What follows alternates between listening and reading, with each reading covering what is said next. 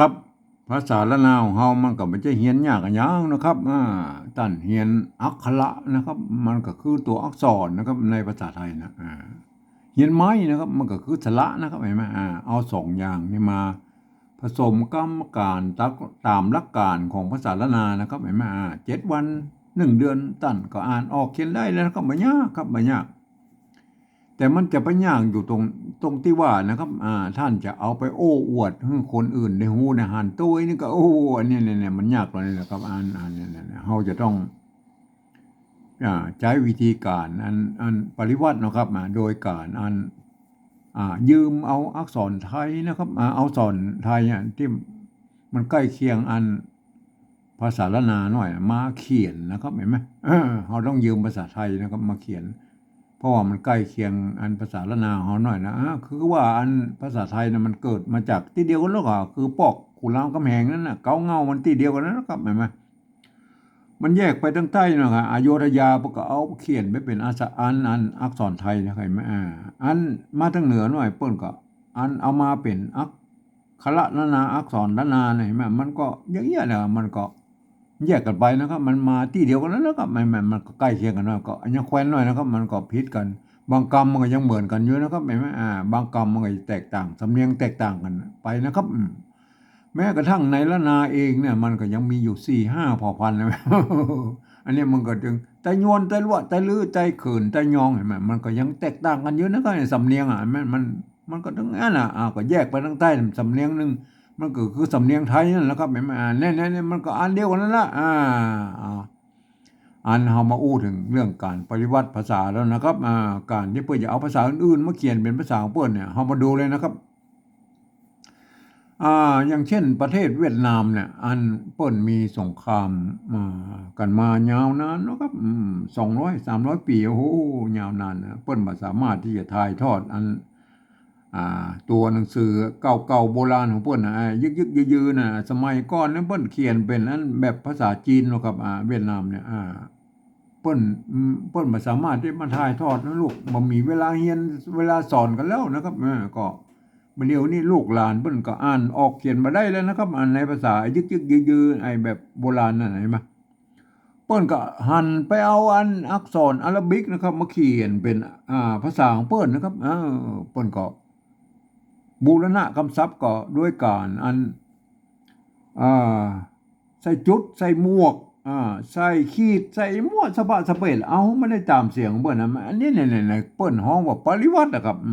ก็คือปรับปรุงเปลี่ยนแปลงนิดๆหน่อยๆนะครับเอาภาษาอื่นๆมาปรับปรุงเปลี่ยนแปลงก็ใส่จุดใส่หมวกใส่ขีดใส่หมวกสะบะเปดเอาได้คือไม่ได้ตามเสียงของเปิ้นเห็นมั้ยเนี่ยอันนี้คือเปิ้นฮ้องว่าลักษณะการปริวัตินะครับภาษาน่ะเฮาไปยืมมาภาษาอื่นๆมานะครับแม่แถวยุโรปนะครับอย่างเช่นฝรั่งเศสนะครับเยอรมันนะครับยูเครนรัสเซียโครเอเชียเนี่ยหมู่นี้เพิ่นก็หรือยุโรปตะวันออกเห็นมั้ยเพิ่นก็ใช้หลักการปริวัติภาษากันทั้งนั้นนะครับโดยการเอายืมมาอักษรอาหรับิกนะครับไปเขียนเป็นภาษาของเพิ่นนะครับปุ้ยใส่จุด2จุดก็มีนะเปลี่ยนตัวอักษรบางตัวก็คือเป็นภาษาของเพิ่นก็มีนะครับบางคำก็ใส่หมวกปิ้นนะครับมันบ่จะเหมือนหมวกเวียดนามนะครับหมวกเวียดนามมันขีดมันกุบครับมันเป็นกุบเหมือนกับกุบกุบเจ๊กนั่นน่ะมันก็กุบลงหุ้มลงมาหน่อยมาไอ้หมวกไอ้ของโครเอเชียน่ะมันหมวกหงายนะมันปิ้นหงายขึ้นบนว่าหมวกหงายเห็นไหมพวกก็เอาสปะเหมือนกันนะเอาให้มันได้จำเสียงของเพิ่นเห็นไหมอันนี้เนี่ยเพิ่นลักษณะการปริวัติภาษานะครับพวกก็เป็นอย่างนี้นะครับเห็นไหมอังกฤษนั่นนะครับเปิ้นเอาภาษาอาหรับิกเนี่ยไปเขียนเป็นภาษาของเปิ้นนะครับเปิ้นก็มีกฎเกณฑ์เปิ้นบ่ใส่สักอย่างนะครับเปิ้นก็ใส่ล้นๆนั่นเอาภาษาอักษรอาหรับิกเนี่ยไปเขียนเป็นภาษาเปิ้นใส่ล้นๆเนี่ยเปิ้นบ่ใส่สักอย่างนะครับแต่เปิ้นมีกฎเกณฑ์อยู่ว่าอย่างนี้นะครับเปิ้นสามารถฮื้อพันเสียงได้กู้เสียงเลยนะครับเอาตามใจชอบเอาตามสำเนียงบริบทที่มันเป็นประโยคคำถามประโยค ธรรมดาก็ว่าก็ไปแบบนึงไงแม่แม่เนี่ยเปิ้นสามารถขึ้นลงได้เสียงของเปิ้นเอาตามบริบทว่าเนี่ยนี่คือลักษณะของภาษาอังกฤษนะมันก็เหมือนอันภาษาไทยฮะเอาภาษาละนาวของเฮายุคต้นๆนะครับเปิ้นบ่มีไม่เยาะไม่สั้นนะครับ โทษทีก็คือไม่เอกไม่โทน่ะเพื่อจะเขียนแบบนั้นนะครับเห็นไหมเปิ้นก็สามารถพันเสียงได้เหมือนภาษาอังกฤษนั่นน่ะก็เอาเสียงอย่างก็ว่ากันไปนะครับตามบริบทนั่นน่ะตามประโยคที่มันนั่นว่ากันมานะเห็นไหมเนี่ยคือลักษณะของภาษานะฮะรุ่นหลังๆภาษาละนาวเฮาก็ใจไม่เยาะไม่สั้นน่ะมันก็ครบเครื่องอะไรมั้ยก็อย่างนั้นน่ะเห็นมั้ยเรื่องการปริวัติภาษาเนี่ยนะครับผมเองผมใจหลักการของสภาวัฒนธรรมมหาวิทยาลัยเชียงใหม่นะเปิ้นตกลงกันไว้เมื่อปลายปี28นะครับเปิ้นตกลงกันไว้ว่าอย่างนี้นะครับการที่จะเอาภาษาไทยเนี่ยมาสะกดเขียนเป็นภาษาละนาเนี่ยหรือที่เปิ้นฮ้องว่าปริวัตินั่นแหละครับเปิ้นบอกว่ากระทำได้อยู่3แบบหรือ3รูปแบบนะครับเห็นไหมเปิ้นบอกว่าแบบที่1นั้นน่ะเปิ้นจะเอาไว้บันทึกนะครับหลักหลักศิลาจารึกหรือเอกสารสำคัญโบราณนะครับเนี่ยเปิ้นจะเอาภาษาไทยเนี่ยไปเทียบเอามานะครับทุกอักษรทุกอักขระนะครับทุกไม้นะครับทุกเครื่องหมายนะครับไอ้แม่เนี่ยแม้กระทั่งไม้กงไม้กลางไหลไม้มั่วเปิ้นสะปะสะเปดที่มันมีในภาษาละนาน่ะเปิ้นจะเอาออกมาหมดนะครับเนี่ยอันนี้มันอย่างว่ามันละเอียดเกินไปนะครับเฮาไม่ได้ใจนะครับเฮาไม่ได้ใจเฮาก็บ่อู้ถึงแล้วเฮามาอู้ถึงก็แบบที่2นี่ก็พอนะครับแบบที่2เพิ่นว่าอย่างนี้นะครับยืมมาอักษรไทยนะครับมาปรับเทียบให้เป็นอักขระละนาตำบลปูนนะครับแล้วก็ประกอบกรรมขึ้นมากับแบบภาษาไทยนะครับผสมผสานกันไปนะครับบางครั้งไม้หรือสระของไทยของละนาเนี่ยมันบ่ตรงบ่ตัดกันหรือว่ามันบ่เหมือนกันนั่นนะครับอันเนี้ยเปิ้นบอกว่าสามารถบูรณะกำศัพท์ได้นะครับหน้าตามันออกแบบไทยๆได้นะครับเนี่ยเวลาอ่านนั้นมันจะท่านต้องนึกถึงว่าอักษรหน้าตาแบบนั้นน่ะมันก็เป็นอักขระละนานะครับคนอื่นๆบ่สามารถเข้ามาอ่านได้มันจะผิดเพี้ยนสำเนียงนะครับเฮามาอย่างเนี่ยอย่างตัวนี้เนี่ยอันนี้ท่านเห็นว่าเป็นตัวนอนหนูนะครับถ้าอ่านในและประกอบในกรรมในแบบที่2นี้แล้วนะท่านต้องบอกว่าท่านต้องนึกถึงว่าอันนี้มันเป็นตัวนะนะครับเนี่ยบางครั้งมันก็จะเหมือนกันนะบางครั้งบางตัวมันจะบ่เหมือนกันนะครับสำเนียงก็อย่างนั้นน่ะเพิ่นบ่สามารถให้คนอื่นเข้ามาอ่านได้ในแบบที่2เนี่ยนะครับอันแบบที่2นี่เอาไว้สำหรับคนที่เป็นเรียนรู้ภาษาละนามาอ่านนะครับเห็นมั้ยอันคนที่บ่ได้เรียนรู้ภาษาละนามาเนี่ยไปอ่านในแบบที่3พุ่นนะครับเดี๋ยวเฮาก็อุ้มกับเรื่องแบบที่3นะเฮามาอู้แบบที่2นี่ก่อนครับอันนี้น้ำนะครับเฮามาเทียบแล้วนะเอายืมเนี่ยนอนหนูนะมันเพี้ยนตัวนะเนี่ยอันนี้มันเป็นตัวนานะครับเห็นมั้ยตัวนาแล้วก็มีไม้กังมนเนี่ยมันก็เป็นตัวนะสะกดด้วยตัวไม้ก่ำนั่นแหละครับเห็นมั้ยไม้ก่ำนั่นอันนี้พวกก็เขียนมาตั้งแต่โบราณในตัวนาไม้ก่ำไม้กังมนเนี่ยไม้ขอจ้างเนี่ยนะครับน้ำก็น้ำนั่นแหละครับน้ำออกเสียงว่าน้ำนะครับน้ำนะครับน้ำนะน้ำไม่กำนะครับไม่กำไม่ขอจ้างนะครับเขาก็ใส่เพื่อนหน่อยไม่ขอจ้างนะครับไม่กำสละอำไม่ไหมสละอำไม่ไหมเนี่ยได้เลยไหมเทียบมาตัวเองไหมอันนี้เนี่ยตัวเนี้ยน้ำเนี่ยแต่ออกเสียงแต่แล้วมันน้ำมันก็แปลกเหมือนกันนะภาษาไทยพวกกันน้ำเหมือนกันนะเห็นไหมไอ้น้ำมันเป็นน้ำเห็นไหมก็มันก็ออกเสียงไปตามนั่นน่ะเห็นไหมมันก็พเลิดกันไปนะเหมือนกันเห็นไหมอันนี้ไม่กี่นะครับตัวปะนะเนี่ยตัวปะยืมตัวพอพานมาเป็นตัวปะเห็นไหมไม่กี่สลีเห็นไหมอันไม่เยาะกับไม่เอกอันตัวงะสะกดตั้งลุ่มเนี่ยงอนะฮะอันเนี้ยอ่านมาเปิ้งนะครับเนี่ยอันตุป้านะครับอ่านมาเปิ้งนะครับไม่ใช่เพิ่งนะเนี่ยบ่สามารถให้คนอื่นมาอ่านได้นะเพราะว่ามันเป็นเหตุนี้แหละครับอันนี้มันคือตัวปะนะตัวปอนะในภาษาละนามี2ตัวตัวปะกับตัวปะนะครับ ตัวปะเป็นอักษรสูงตัวปะเป็นอักษรต่ำนะแม่อันเนี้ยน้ำเปิ้งเนี่ยอันนี้เราอันนี้ไม่เก๋ตัวละเนี่ยตัวละนะครับไม่กี้ไม่โทษทีไม่กี้ก็ไม่อันนี้มันเป็นไม่เกลือนะครับอันไม่เกลือในภาษาละนาเนี่ยไปใช้ไม่กี้ก็ได้ไม่เกลือก็ได้นะครับไม่เกลือไม่กี้หรือไม่เกลือก็ได้นะครับไม่เกลือที่มันแบบอันเขียนไม่กี้แล้วก็เอาตวัดห่างเลยเป็นไม่กูไม่กูอย่างเงี้ยนะมันก็แล้วแต่นะไงไม่กูก็มีแถม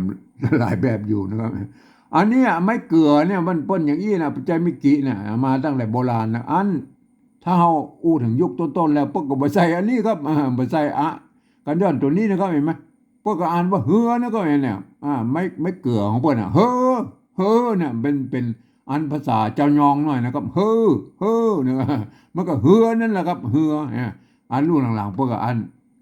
ละนายุคหลังๆพวกก็ใส่กันย้อนตรงนี่มันหน้าตามันครบเครื่องหน่อยก็อ่านว่าเฮือนะครับอ่านตัวละเนี่ยอันยุคต้นๆพวกก็เขียนแล้วนะครับยุคต้นๆเนี่ย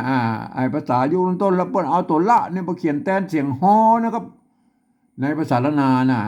เฮือนะครับเห็นไหมความจริงแล้วไอ้ตัวไอ้เรือหรือเฮือเนี่ยอันมันก็เป็นภาษาอันที่มันใช้ร่วมกันในภาษาไทยกับภาษาละนาเนาะครับมันก็อันภาษาละทะภาษาไทยพวกอ่านว่าเรือนะครับของเฮาก็อ่านว่าเฮือนะครับแม่เนี่ยมันก็ใช้ร่วมกันนะครับอันนี้จะเฮาก็จะต้องบูรณะกรรมบูรณะกรรมศัพท์คืออันสระนั่นก็คือเป็นสระเอือไทยนะครับสระเอือไทยเฮาหัวไม่เกลือนะไม่เกลือกับสระเอือนะครับแม่มาบูรณะคือเป็นอันสระเอือไทยนะครับเนี่ยมันก็ก็เขียนได้ตัวแม่เนี่ยบูรณะกรรมศัพท์แล้วนะครับเห็นไหมก็อ่านว่าเฮือนะครับไม่ใช่เรือนะครับเรือนะมันไทยนะครับน้ำเปิ้งเฮือเนี่ยมันต้องอ่านอย่างนี้นะครับเอานี่เราอันนี้ก็ไม่เกลือเหมือนกันเนี่ยไม่เกลือกับตัวซะใช่ไหมอันเขาก็บูรณะกำซับมันเป็นอันแบบเฮือเนี่ยเสือนะครับอันนี้ความจริงอันโบราณพวกเขียนเต้าอี้นะครับไอ้เสือเนี่ยไอ้เสือเนี่ยเนี่ยไหมประเดี๋ยวนี้มันก็เติมกันย้อนลงไปให้มันเป็นอย่างนี้ไอ้เสือเนี่ยไอ้เสืออันเจ้ายองเพิ่นอ่านออกไอ้เสือเนี่ยเพิ่นไอ้เสือไอ้เสืออันเจ้ายองเพิ่นออกเสียงอย่างอันแล้วก็หมายมาก็อันประเดี๋ยวนี้เพิ่นกันย้อนใส่เสือนะครับเสือก็บูรณะกำซับมันเป็นสระเอือไทยนะครับเห็นไหมเสือได้เลยมั้ยน้ำเปิ้งเฮือเสืออันนี้ก็เปิ้งนะครับตัวปะนะครับไม่กี้ไม่เยาะใช่ไหมตัวงะใช่ไหมเปิ้งนะครับเปิ้งอันนี้อันนี้ป่านะครับอันภาษาละนาเนี่ยเปิ้นก็ใจเอาเนี่ยอันเปิ้งก็ใจอันตัวละมากำไว้เฉยๆนะครับไอ้ตัวละนี่มันต้องไม่อ่านนะเปิ้นนะครับเปิ้นเอามากำเมื่อมันเท่ๆไปได้นะครับป่านะอ่านว่าป่าไม่ใช่ปลานะมันก็อย่างนี้นะครับในภาษาอันเฮาไปเจออันภาษาละนาไอ้ในปกติละนาพวกก็เขียนกันอย่างนี้ใช่ไหมตัวเนี่ยตัวเนี้ยเห็นไหมเนี่ยเฮาไปเจออย่างเงี้ยนะเปิ้นอ่านว่าม้านะครับไม่ใช่ม้าลานะครับนี่เปิ้นเอามากำไว้เฉยๆนะเนี่ยตัวม้าเนี่ยเห็นไหมไม่ใช่อ่านว่าม้าลานะครับเนี่ยอ่านว่าม้านะครับม้าเฉยๆนะไม่ต้องไปอ่านมันไอ้ลอลิงเนี่ยไอ้ลอละลอลิงเนี่ยนะครับโปรดเข้าใจไว้ด้วยนะครับภาษาละนาพวกก็เป็นอย่างนี้นะครับเห็นไหมเสือเปิ้งป่านะครับไม่ใช่ปลานะครับเสือเปิ้งป่าเห็นไหมอ่านแค่นี้แล้วครับต่อไปนะครับสิงนี่มันอันนี้มันเขียนแบบอันภาษาสันสกฤตแล้วครับมันสิงเนี่ยมันงะซ้อนหะนี่มันไม่ใช่ลายแล้วครับงะกะงะมันไม่ใช่มาซ้อนหะนี่มันหมีนะครับมันหมีมันต้องมาซ้อนในวรรคของมันนะเห็นไหมอันซ้อนหะนี่มันก็มันเป็นสิ่งแบบอันที่มันภาษาสันสกฤตพวกนะครับตัวซะไม่กี้ตัวงะนะครับสิงหะนะครับสิงหะนี่มันเป็นอันภาษาสันสกฤตพวกนั้นไม่ตัวละห้ามนะครับกับไม้กระลันนะครับไม่หายไหมได้นะสิงเอาตรงตัวเลยนะสิงอันนี้ตรงตัวเลยอันสิงสารสัตว์อันนี้เป็นคำสร้อยนะครับสา อันลามันลาสัตว์มันออกไปซอยทางไทยๆหน่อยสิ่งสาราสัตว์มันก็อันออกไปทางไทยนั่นก็ไอ้สัตว์นะครับความจริงแล้วอันโบราณนะเปิ้นก็บ่ได้เขียนเป็นสัตตะอย่างนี้นะครับเปิ้นก็เขียนว่าอย่างนี้นะครับอ่าเปิ้นก็จะเขียนไว้อย่างนี้นะครับมาสัตว์อย่างนี้นะครับเนี่ยโบราณเปิ้นก็เขียนได้อย่างนี้นะฮะโบราณเปิ้นเขียนอย่างนี้นะครับเนี่ยเปิ้นเขียนตัวนี้นะครับสัตว์เนี่ยโบราณเนี่ยเปิ้นเขียนตัวนี้แล้วก็สัตว์นะครับเนี่ยเปิ้นหมายถึงสัตว์ก็สัตว์หน้าขนนะครับซื่อสัตว์นะครับหรืออันสัตว์ใบนะครับสนชัดใบนะสนชัดใบนะเนี่ยมันก็ใช้ได้อยู่หลายแบบอยู่นะครับอันเฮามันเขียนให้มันแน่นๆเนี่ยนะครับความจริงมันเขียนเต้าอี้ก็ได้นะไอ้สัตว์นะมันก็หมายถึงไอ้สัตว์หน้าคนเหมือนกันนะครับแม่หรือชื่อสัตว์นะครับหรือสนชัดใบนะครับแม่เนี่ยชัดใบนะชัดไอ้แบบชัดนั่นนะครับแม่เนี่ยมันความหมายของโบราณมันก็เป็นอย่างนี้เลยอันเฮาก็เขียนให้มันเต็มยศให้หน่อยนะครับอันเนี่ยก็เขียนอย่างนี้นะแม่เอามันเป็นสัตตะนะครับสัตตะอันนี้มันเอาแบบเอาซ้อนกันไหมสัตตะเนี่ยความอันภาษาอันสันสกฤตมันสัตวะนะครับสัตวะเฮาก็เป็นสัตตะเนี่ยภาษาละนานะครับสัตตะเฮาก็เอามาเทียบมานะครับตัวสะนะครับก็ซอเสือนะครับไม่สัตว์ก็ไม่หันอากาศใช่ไหมตัวตะนะครับสัตว์นะครับอันนี้ตัวตะก็เอาตัวตะ2ตัวก็เอาอันนี้สัตตะเอากะลันเนี่ยอันนี้สัตว์นะครับอ่านว่าสัตว์นะครับสิ่งสาราสัตว์เปิ้งนะครับอันนี้เปิ้งเฮาตะกี้นะเอาตัวป้านะครับไม่กี้ตัวง่ะเนี่ยเปิ้งอันนี้ดอยตัวดะไม่ก่อนะครับเนี่ยไม่ก่อกับอันกันย้อนนะกันย้อนเป็นมาจากไม่ก่อเมื่อมีตัวสระแล้วตัวหญ้าเป็นตัวสระแล้วพวกก็ลบไม้กังมนออกนะครับเห็นไหมเอาตัวหญ้าหางหญ้ากับตัวยอยักษ์เห็นไหมยอยักษ์เนี่ยได้ละสิ่งสาราสัตว์เปิ้งดอยอันนี้อ่านเปิ้งนะไม่ใช่เพิ่งนะเปิ้งดอยนะมันสามารถให้คนอื่นเข้ามาอ่านได้เพราะเห็นนี้แล้วก็เห็นไหมอันต่อไปนะครับวรรคที่3แม้ว่านะครับแม้ไม่แก่ตัวมากอันนี้มันมีปัญหาเพราะว่ามันเสียงตีเหมือนกันกับแม่เหมือนกันนะกับแม่กับเสียงตีเหมือนกันว่ามันเสียงโทใช่ไหมตัวว่าไม่ย่อไม่เอกไม่กล่าววงไม่กล่าววงกับไม่สระอานี่แหละครับเห็นไหมไม่กล่าววงกับสระอานี่แหละครับเห็นไหมอันนี้หรอว่าแม้ว่านี่มันเหมือนกันแล้วมันเทียบมาเต้าอี้มันก็แม้ว่าหอยนะครับตัวหะอันไม่ก่อนะไม่ก่อกันย้อนใช่ไหมตัวหญ้าหางหญ้าได้เลยไหมแม้ว่าหอยยังตัวหญ้านะครับอันนี้ตัวหญ้าเปิ้นยืมเอาตัวยอยักษ์มาเทียบนะครับมันจะยังนะครับจะไปยังนะตัวหญ้านะครับ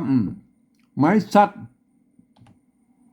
ก็ไม่หันอากาศตัวง่ะเห็นไหมเนี่ยว่ายังนะครับมันจะยังนะครับเนี่ยอันนี้มันอันนี้เนี่ยต้องว่ายังนะครับเนี่ยยังนะว่ายังนะครับถ้าจะเอาเสียงแบบยังนะครับเอายังภาษาไทยก็เอาอย่างนี้นะครับเห็นไหมยังยังในภาษาไทยนะเขาจะเอายังมันต้องเอาตัวอยเขียนนะครับเนี่ยไม่อย่างนี้นะครับเห็นไหมเนี่ยตัวยะนะครับไม่สัตว์เนี่ยตัวหางะยัง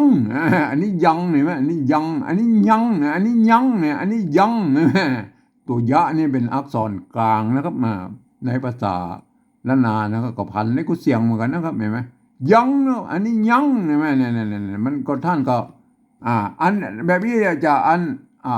ปฏิวัติอย่างไรแล้วก็ยังอย่างนี้ถ้ายังเขาจะออกเสียงยอยักษ์ไทยประกอบอย่างนี้เขียนอย่างนี้ไหม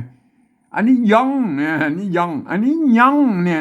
มันก็จะเป็นเนี่ยเอาภาษาไทยเอาออกเสียงยอยักษ์ไทยก็เอาอยเนี่ยเขียนยังนะก็มาอันนี้ยังนะยอยังท่านก็เอาอย่างนี้โปรดเข้าใจไว้ด้วยนะครับโปรดเข้าใจไว้ว่ามันยังมีคนที่ยังสับสนอยู่ได้จะเอายังหรือยังเนี่ยบนยังมีคนสับสนอยู่นักอยู่นะครับเห็นไหมก็ไปว่ากันนะครับเอาต่อไปเปิ้งนะครับอันนี้เปิ้ง เฮาอู้กันหลายตอนแล้วก็เพิ่งนะแล้วก็เปิ้งตัวปะนะครับตัวปะยืมตัวพอพานมาเปิ้งนะอันนี้อันนี้ตัวนานะครับอันนี้ตัวนาก็ตัวนอนหนูก็สระอาเนี่ยอันนี้เนี่ยตัวนาก็นานั่นแหละครับนานาห้องอันนี้เป็นเสียงโทพิเศษอะไรไหมโทพิเศษอันนี้ห้องตัวไม่โกนะครับไม่โกตัวหะนะครับตัวงะนะครับเห็นไหมแล้วก็มีไม้เนี่ยอันไม้ไม้กงเนี่ยไม้กงเนี่ยอันนี้อันไม่มีไม้กงนี่มันเปิ้นเขียนแบบอันแบบอันแบบความนิยมของอันเจ้าไต้หวนเชียงใหม่นะครับปีใส่ไม้กงนี้เลย เอาใส่2 ไม้เลยใส่2 ไม้ห้อง ห้องเห็นไหมแต่ถ้าเป็นอันไตลื้อตั้งเหลืออันเผ่าพันธุ์อื่นๆพวกก็บ่ใส่อันไม้กงนี้แล้วก็พวกจะไม้โกนี่อย่างเดียวก็พอละเห็นไหมก็ห้องนะครับ อันนี้มันเป็นอันความนิยมของเผ่าพันธุ์แต่อันแตกต่างในเผ่าพันธุ์นะครับห้องไม่ขอจ้างไม่โทรใช่ไหมก็เพิ่นก็เขียนกันเต้าอี้ห้องมันก็ห้องนะอันไม้กงเนี่ยมันเป็นเฉพาะนะครับเป็นเฉพาะอันเชียงใหม่ไต้หวันบ่ได้นะเพิ่นใส่ไม้กงใส่2 ไม้เนี่ยนะครับเห็นไหมก็มันก็ต้องเป็นอย่างนั้นนะครับความจริงบ่ต้องใส่ก็ได้นะไม้กงมันก็ห้องเลยนะครับห้องเหมือนกันนะครับแต่มันใส่2 ไม้มันก็แน่นหน่อยมันเป็นอย่างนั้นนะครับมันก็ได้แล้วเห็นไหมอ่านแบบที่2เนี่ยมันได้แล้วนะครับเห็นไหมเนี่ยแบบที่2นี่เปิ้นบ่สามารถนะคนอื่นเข้ามาอ่านได้นะครับมันจะผิดเพี้ยนสำเนียงนะครับอันคนทั่วไปจะต้องไม่อ่านแล้วแบบที่3เนี่ยแล้วก็กันเนี่ยเปิ้นอ่านว่าอย่างนี้นะครับอ่านแบบที่2เนี่ยเปิ้นจะหันว่าไอ้นี่เป็นตัวหน้าตัวปะตัวละนะตัวสะนะครับตัวปะนะครับเนี่ยตัวหะนะเนี่ยเปิ้นก็จะให้เป็นอักษรละนานะครับเปิ้นอ่านว่าน้ำเปิ้งเหือเสือเปิ้งป่าสิ่งสารสัตว์เปิ้งดอยแม้ว่าหอยยังเปิ้งนาห้องห้องเสียงโดพิเศษนะฮะว่าใช่ห้องนะครับห้องนี่มาเดี๋ยวก็กันเรื่องเสียงโดพิเศษนะเอามาถึงอันแบบที่3แล้วครับปริวัติแบบที่3นะเปิ้นบอกว่าอีนะครับเปิ้นตามหลักการอันของอันภาษาข้อตกลงนะครับข้อตกลงอันตอนปลายปี28นะครับของสภาวัฒนธรรมมหาวิทยาลัยเชียงใหม่นะครับเปิ้นบอกว่าอย่างนี้นะครับเปิ้นบอกว่าอันหลักการปฏิวัติแบบที่3นะเปิ้นบอกว่าฟังเอาเสียงภาษาละนาตำบลพุ่นนี่ฟังเปิ้นเปล่งเสียงออกมาอย่างไรก็เอาภาษาไทยเขียนไปจังนั้นนะครับเอาภาษาไทยเขียนไปนั้นนะครับก็มันจะเปิ้นหลักการมันบอกสั้นๆนั่นนะครับให้มาเปิ้นบอกตัวเองนะครับแต่เปิ้นก็บ่ได้นึกถึงว่าอันภาษาเอาภาษาไทยมาเขียนเนี่ยภาษาไทยนั้นมันเป็นระบบ5 เสียงนะครับจะเอามาเขียนเป็นระบบ6 เสียงในภาษาละนาเนี่ยมันภาษาละนามเป็น6 เสียงแล้วครับมันจะเอา5 เสียงมาเขียน6 เสียงมันไม่ได้นะครับอันที่เสียงที่มันขาดหายไปก็คืออันเสียงโทพิเศษนั่นห้องเนี่ยมันเขียนมาได้นะครับอันนี้ภาษาไทยเพิ่นอ่านว่าห้องนะครับเนี่ยห้องนะครับมันห้องมันขึ้นไปมันน้อยนะมันเป็นเสียงโทพิเศษมันเขียนมาได้เพราะฉะนั้นบางคนมันก็เปิบนี่มันเป็นเสียงอันโทพิเศษเยอะแล้วก็อันตัวอื่นมันก็จะพะเลิบกันไปหมดแล้วก็ไอ้อย่างเปิ้งเนี่ยมั้ยเปิ้งมันเสียงโทปกติมันเปิ้งเนี่ยมันก็เลยเอาเป็นเปิ้งไม่เหรอมันก็เขียนใส่ไม่เองมันก็จะพะลาบกันไปหมดแล้วก็ผมเองผมจะปรับปรุงด้วยการอันเนี้ยป้นเขียนได้เขาก็จะปรับปรุงอย่างนี้นะเขาบอกกันทีหลังนะครับเขาก็ใส่จุดไปไว้นะครับอันนี้ตามหลักการของผมนะครับเอามาฟังเลยนะครับตำบลภาษาละนาบ่อยว่าน้ำนะครับน้ำนะครับเปิ้นว่าน้ำนะครับเขาก็เอาภาษาไทยเขียนไปเลยอันนี้น้ำหรือยังน้ำมันได้มันน้ำเปิ้งนะครับน้ำเปิ้งเปิ้นออกเสียงว่าเปิ้งนะครับเห็นไหมอันนี้หรออันนี้เป็น อันนี้มันออกเสียงว่าอย่างไทยอ่านว่าเพิ่งนะครับ เพิ่งเสียงโทเหมือนกันนะครับเสียงโทกันเปิ้งแล้วมันต้องเอาปอปลาเขียนแล้วนะครับเอาปอปลาเขียนนะครับไม่สระอีเปิ้งอันนี้เปิ้งเห็นไหมเปิ้ง ถ้าเอาโฮงนี่มาเป็นโฮงอันนี้มันจะต้องเขียนเป็นปึ่งเนี่ยมันมันไอ้พลาบกันหมดอ่ะเปิ้งแล้วเปิ้งแล้วก็ไม่โทรหรอกเปิ้งฮะประกาศว่าเปิ้งเห็นไหมจะไปยุ่งไม่หยับจะไปแปลงอันภาษาไทยไปอย่างประกาศว่าเปิ้งนั่นน่ะเปิ้งน้ำเปิ้งเห็นไหมน้ำเปิ้งเฮืออันนี้เฮืออันนั้นภาษาไทยเป็นอ่านว่าเรือเห็นไหมเฮาต้องใจหอนหูเขียนนะครับเห็นไหมเฮือนะครับเฮือใส่ละเอือไทยเห็นไหมน้ำเปิ้งเฮือเห็นไหมน้ำเปิ้งเฮืออ่านได้แล้วนะอ่านได้แล้วนะครับเสือนะครับอันนี้ภาษาไทยก็อ่านว่าเสือเสียงจัตวาเหมือนกันก็โอเคเฮาอันมันตรงกันแล้วก็ไม่ต้องยุ่งอันนี้เหรอเปิ้งนะครับ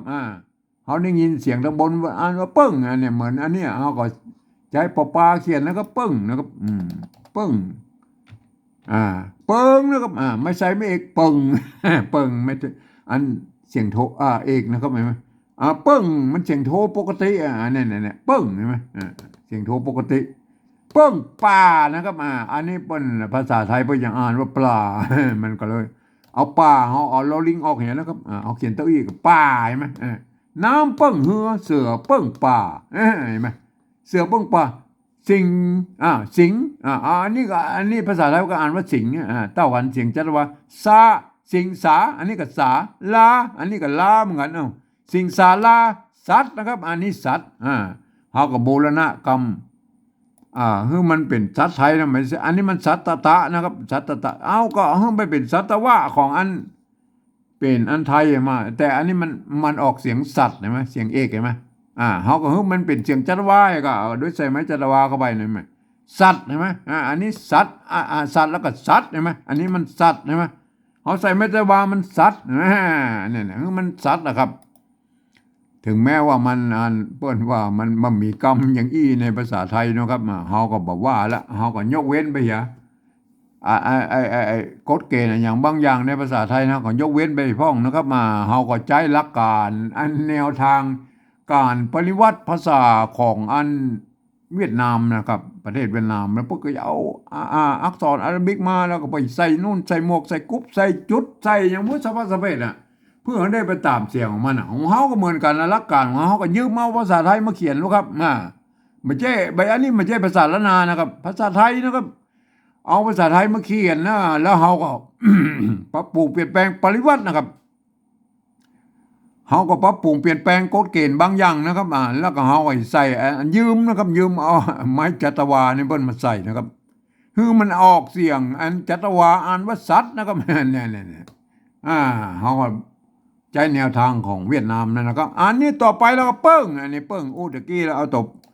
ปลามาเขียนนะครับเปิ้งนะครับใส่ไม่เอกเปิ้งนี่ เปิ้งอย่างเอกใส่ไม่โทเปิ้งเปิ้งอันนี้เหรออันนี้ดอยอันนี้ก็ดอยเสียงสามัญเต้ากันละสิงสาลาสัตเปิ้งดอย ได้อะไรไหมอันต่อวรรคแต่วรรคนะครับวรรคสุดท้ายนะครับแม่ว่าหอยแม่เอาแม่แล้วยังเสียงตีเต้ากันว่าเสียงโทปกติเต้ากันก็โอเคนะครับมันเต้าในบางครั้งมันก็เหมือนกันล้อในภาษาละนาภาษาไทยนะเปิ้นก็ใจร่วมกันมาตั้งมือนั่นแล้วก็มันจะผิดเพียงสำเนียงเป็นบางสำเนียงเต้าอั้นนะครับแม้ว่าหอยหอยอันนี้ก็หอยยังเสียงจะว่าอันนี้หรอตัวนี้มันเฮายืมเอาตัวยอยักษ์เนี่ยครับภาษาไทยเพิ่นอ่านว่ายังนะครับเฮายืมตัวยอยักษ์นะครับมาเทียบมาเป็นตัวญะเนี่ยนะครับเห็นไหมเพราะฉะนั้นการอ่านเฮาจะต้องอ่านตามหลักการของอันเนี่ยแบบที่สองนี่ครับแบบที่สองที่เพิ่นอ่านตัวญะนะยังนะครับยังยอนะยังเนี่ยอันตัวนี้เฮาก็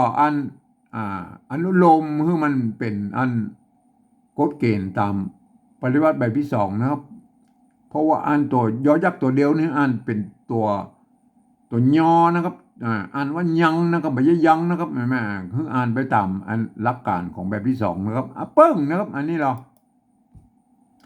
อันนี้มันเพิ่งครับต้องเอาปลาเขียนนะเปิ้งนะครับ ไม่เอกก็เปิง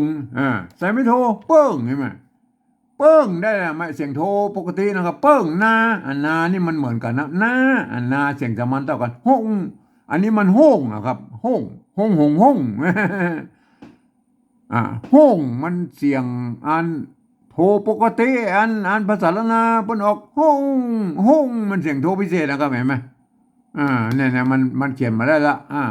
ถ้าถ้าสั้นเปิบหรือขี้ตู้เอาอันนี้มันแบบเป็นห้องนะครับอันนี้มันหรออันนี้มันเปิ้งไปอย่างน่ะอันนี้มันห้องอันนี้ก็เปิ้งนะครับท่านจะต้องเอามาเยาะไม่เอกใจเป็นเปิงห้องเห็นไหมเปิงหน้าห้องเปิ้งนะครับเปิ้งไม่โทเสียงโทว่าเปิ้งนะครับเปิ้งหน้าอันนี้เราเขียนนี่ก็ห้องนะครับเปิ้งหน้าห้องเนี่ยจะให้มันเป็นห้องได้แหละมันเป็นอันเสียงโทพิเศษโทเมืองเฮาก็ผมเองหวยได้จุดใส่จุดไว้นะครับถ้ามีจุดนี้เป็นออกเสียงโทพิเศษนะครับ เปิ้งนาห้องแหมวัดพระสิงห์เบิ้นใช้ตัวเอียงนะครับเนี่ยตัวอันเสียงโทพิเศษเปิ้นจะเอาเปิ้นห้องว่าเป็นเสียงตีเพี้ยนนะครับเปิ้นใช้ตัวเอียงนะครับวัดพระสิงห์วัดพระสิงห์เชียงใหม่นะครับอันจะห้องว่าตีเพี้ยนหรือโทเมืองโทพิเศษอย่างกระจ้างมันก็คือเสียงระหว่างเสียงโทปกติไปถึงเสียงตรีนั่นแล้วก็มันอยู่กึ่งกลางนั่นนะครับห้องมาเป็นอย่างนั้นนี่ผมเองก็ใช้หลักการของภาษาอันอาการปฏิวัติของแนวทางของปฏิวัติของแบบเวียดนามนั่นนะครับพวกนี้ใส่จุดใส่หมวกใส่ขีดอย่างมั่วสะเปะนะครับก็อันถ้าจุดเป็นเวียดนามไปเอาจุดต้องรูปไว้ต้องรูปอย่างนี้นะครับเห็นไหมเนี่ยจุดต้องรูปนี้นะครับเห็นไหมห้องเห็นไหมแต่ของผมนี่ก็เอาจุดไว้ทั้งหลังนี่แหละเห็นไหมห้องโดพิเศษนะครับเปิ้งนาห้องออกเสียงโดพิเศษยังไงนั่นก็จะได้อย่างนี้นะครับก็บอกไม่ว่าถ้าแม้กระทั่งการอ่านแม้กระทั่งมันจะเป็นฝรั่งมังค่าอย่างมาเนาะครับมาเรียนภาษาไทยเรียบร้อยแล้วนะครับก็คืออ่านไปตามหลักภาษาไทยนั่นแหละครับมีข้อยกเว้นอยู่ว่าไอ้คำที่มีจุดเนี่ยอยู่ทางซ้ายเนี่ยก็คืออ่านออกเสียงโทพิเศษนะครับห้องนะครับไม่ใช่ห้องนะครับห้องอย่างเงี้ยนะครับตัวอยนะครับคือออกเสียงยอยักษ์ไทยเนี่ยตัวยอยักษ์ตัวเดียวเนี่ยเนี่ยที่เป็นพยัญชนะต้นเนี่ยยอยักษ์ตัวเดียวเนี่ยคืออ่านเป็นเสียงยอยักษ์ละนานะครับตัวยอนะครับยังอย่างเงี้ยเห็นไหมแล้วท่านถ้าอ่านไปแล้วท่านจะได้สำเนียงเชียงใหม่ตะยวนไปเลยนะครับตะยวนเห็นไหมโอเคนะครับพวกจะอ่านไว้ยีนะครับ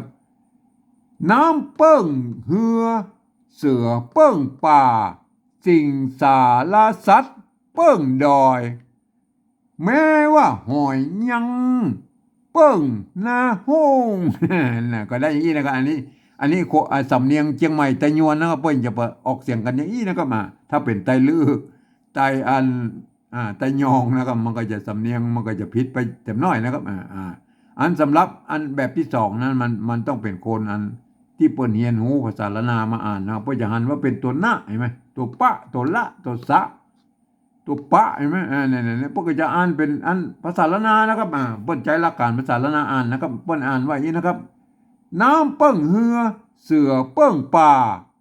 สิ่งสารสัตว์เปิ้งดอยแม้ว่าหอยยังเปิ้งนาห้องเห็นไหมเนี่ยไหม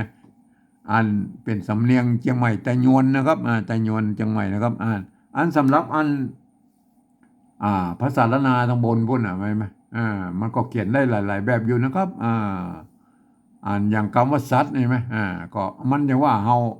ละนาของเฮามันมีอยู่4-5กว่าพันหลักๆเห็นไหมบางที่เพิ่นก็เขียนไปแบบบางที่ก็เขียนแบบแต่มันอ่านกันหูเรื่องอย่างนั้นอย่างสัตว์เห็นไหมเพิ่นจะเอาสัตว์ตัวตะตัวเดียวเนี่ยมาไว้ทั้งร่มนี่ก็เขียนเต้าอี้มันก็สัตว์นะครับสัตว์เหมือนกันนะก็มันก็สัตว์เหมือนกันใช่ไหมอันนี้มันเขียนนึงมันเต็มยศด้วยนะก็สัตตะเนี่ยเขาก็มันเขียนอันนี้แหละอย่างเช่นไอ้ป่าเนี่ยเพิ่นไม่ใส่ละลอลิงก็ได้นะก็เห็นไหมก็แล้วแต่นะรู้สึกแล้วแต่จะเขียนบ่เขียนนะก็เห็นไหมมันก็เป็นอย่างเอี้ยนะมันก็ไม่เกลือใช่ไหมไม่เกลืออย่างเหือเนี่ยเพิ่นจะใช้ ไม่กือก็ได้นะครับอันเนี้ยไม่กือนะฮะแบบไม่กือก็ได้ไม่กิก็ได้ไหมเป็นก็อ่านว่าเฮือเหมือนกันได้ไหมเห็นไหมมันก็จะเป็นอย่างนี้นะเพื่อจะอ่านละเอียดไหมเปิ้นก็มันเขียนได้หลายแบบอยู่นะครับแต่เพื่อก็อ่านได้กันได้นะครับเพื่อก็อ่านว่าอย่างนี้นะครับน้ำเปิ้งเฮือเสือเปิ้งป่าสิงสารสัตว์เปิ้งดอยแม้ว่าหอยยังเปิ้งนาโฮงเนี่ยอันนี้อ่านแบบสำเนียงเชียงใหม่ตะยวนนะครับเห็นไหมนะครับท่านก็ไปศึกษานะครับเรื่องการปริวัติภาษานะครับเขาจะทำอย่างไรเขาจะไปอวดอู้ให้คนอื่นได้ฮู้ได้หันตัวเนี่ยเขา